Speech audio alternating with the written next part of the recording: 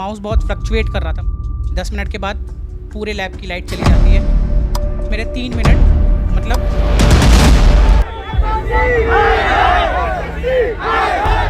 Just imagine कि आप एक स्टूडेंट हैं और आप 3 से 4 साल तक अपना दिन रात लगाकर पढ़ाई करते हैं। आप डिस्ट्रैक्शन से दूर रहते हैं, अपने कंफर्ट को त्याग देते हैं सिर्फ एक गोल के लिए, क्लियर द एसएससी एग्जाम। फिर आता है वो दिन, आप 500 किलोमीटर ट्रेवल करते हो, अपनी सेविंग का सारा खर्चा ट्रेवल में और होटल में निकाल देते हो और आप बिल्कुल समय पर एग्जाम सेंटर पहुंच जाते हो।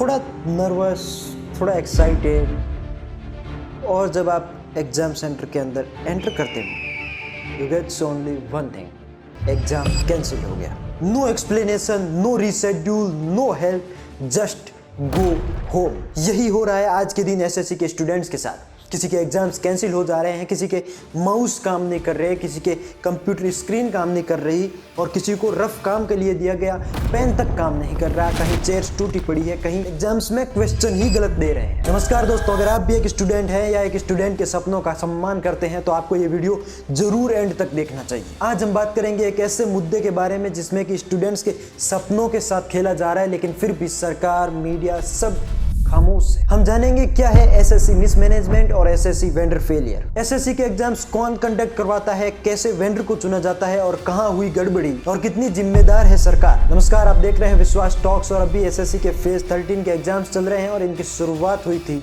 24 जुलाई को। लेकिन घड़ी की सुई को पीछे घुमा के चलते हैं 2023 में, जब एसएससी ने नए वेंडर को चुनने के लिए एक टेंडर निकाला था और यहाँ पर जिस नए वेंडर या कंपनी को एग्जाम कंडक्ट करवाने का टेंडर दिया गया था वो ऑलरेडी एक ब्लैक लिस्टेड कंपनी थी। पहले भी कई एग्जाम्स में पेपर लीक और घोटालों में इनका नाम सामने आ चुका था, लेकिन उसके बारे में हम आगे बात करेंगे।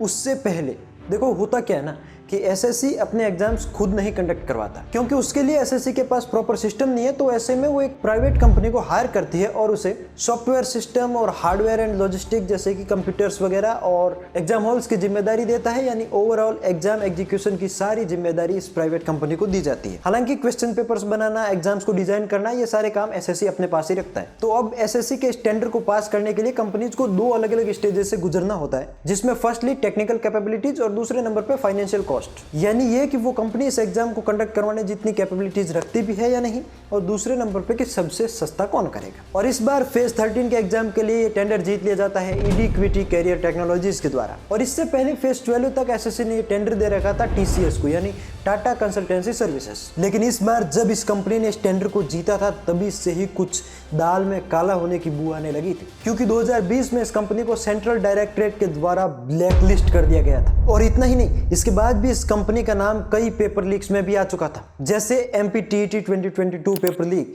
MP Patwari 2023 paper leak and issues in Maharashtra CET 2023। अब असली सवाल भी यही उठता है कि ऐसी कंपनी को टेंडर देने की क्या जरूरत थी जिसका इतना खराब ट्रैक रिकॉर्ड रहा हो। और शायद घोटाला भी यहीं पर हुआ है, क्योंकि एसएससी के टेंडर्स को लेकर कोई भी इनसाइड इन्फॉर्मेशन बाहर नहीं आती, जैसे कितने टेंडर्स भरे गए, किसकी क्या क्वालिटीज थी, किसकी क्या बिड्स थी, किसे टेंडर दिया गया और क्यों दिया गया, कुछ नहीं। चलिए, तो अभी एग्जाम्स कंडक्ट करवाने का पूरा सिस्टम भी इस कंपनी के पास नहीं है। तो फिर सबसे बड़ा सवाल कि इन्हें टेंडर मिल कैसे गया, और 50-100 किलोमीटर के ट्रेवल के बाद भी एग्जाम्स नहीं हो पाते। और भी कई सारी प्रॉब्लम्स हैं जो कि हमें सोशल मीडिया पे अभी दिखाई दे रही है।